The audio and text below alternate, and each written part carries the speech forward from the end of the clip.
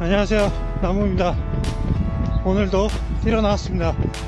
어제 서울 마라톤 접수를 했습니다. 그래서 오늘부터 이제 본격적으로 대회 준비를 해보려고 합니다.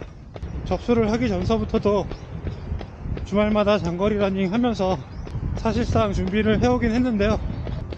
이제 정식으로 접수를 했으니까 본격적으로 준비를 해보도록 하겠습니다.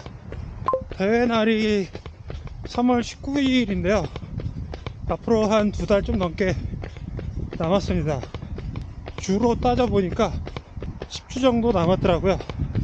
그래서 남은 10주를 어떻게 준비하면 좋을까 고민을 좀 했는데요. 제가 작년 2022년 1월 요맘때 책을 한 권 구입해 놓은 게 있습니다. 달리기의 과학이란 책인데요. 그 책을 오랜만에 꺼내서 보는데 마라톤 훈련 스케줄표가 있더라고요. 그래서 이번 서울 동아 마라톤 준비는 그 책에 나와 있는 스케줄표대로 한번 진행을 해보려고 합니다. 그 책에 있는 스케줄표를 보다 보니까 젖산 역치 페이스를 좀 알아야 되겠더라고요.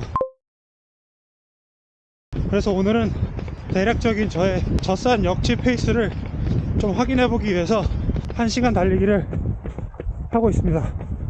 젖산 역치를 구하는 게 뭐 이렇게 책에 설명이 되어 있는데, 제가 이해한 바로는 젖산이 쌓이기 바로 직전에 그 정도의 페이스로 1시간을 달릴 수 있으면 그 페이스가 저의 젖산 역치 페이스라고 되어 있는 것 같더라고요. 애매하긴 한데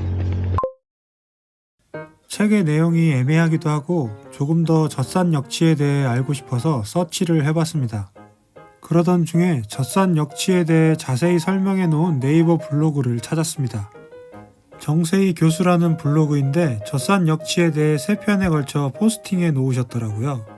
자세히 알고 싶으신 분은 직접 찾아서 보시고, 제가 읽고 이해한 걸 정리해 보면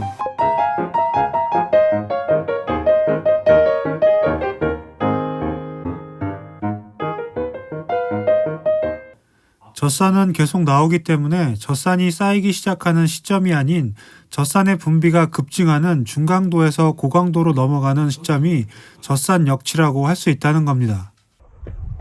지금 이제 한 2.6km 정도 뛰었는데 5km까지 입 다물고 뛰어보도록 하겠습니다. 30분 5.8km 뛰었습니다. 평균 페이스는 5분 13초. 심박수는 아까 150대를 넘었습니다. 젖산 역치 페이스를 구하는 방법이 또 한 가지가 있더라고요, 책에.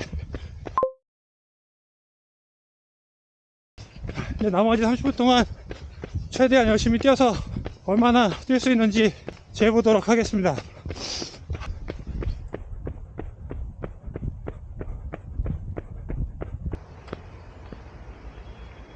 1시간 11.7km 정도 뛰었습니다. 이게 오늘 뛴 게 젖산 역치 페이스가 맞는지. 근데 오늘 심박수 160대로 달렸는데 숨이 이렇게 막 가쁘거나 숨이 차거나 그런 느낌은 또 없었습니다. 그런 거 보면은 젖산 역치 페이스가 맞는 것 같기도 하고 잘 모르겠네요. 젖산 역치 페이스를 구하는 방법 중에 처음서부터 한 30분 정도까지 서서히 페이스를 올리면서 달리다가 30분 이후부터 달린 거리를 페이스로 계산해서 나온 게 젖산 역치 페이스를 구하는 방법이라고도 나와 있어서,